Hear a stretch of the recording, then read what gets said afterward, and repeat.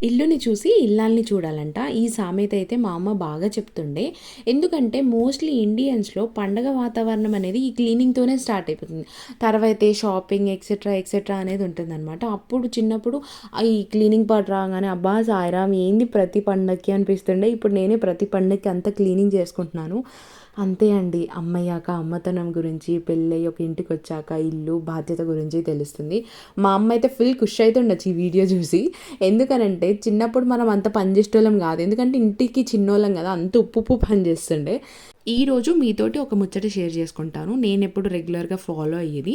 అదేంటంటే నేను డబ్బాలన్నీ మంచిగా తోమిన తర్వాత ఇలా హెయిర్ డ్రై చేసుకుంటాననమాట. క్లాత్‌తో తుడిచా కూడా ఇలా వాటర్ అయితే ఉంటుంది. అలా హెయిర్ డ్రై చేయడం వల్ల డబ్బాలు ఎక్కువ రోజులు నీట్‌గా ఉంటుంది. జిడ్డు అనేది తొందరగా పట్టదనమాట. మీరు కూడా ఒకసారి ట్రై చేసి చూడండి. మా ఇంటి క్లీనింగ్ అయిపోయింది. మరి మీది?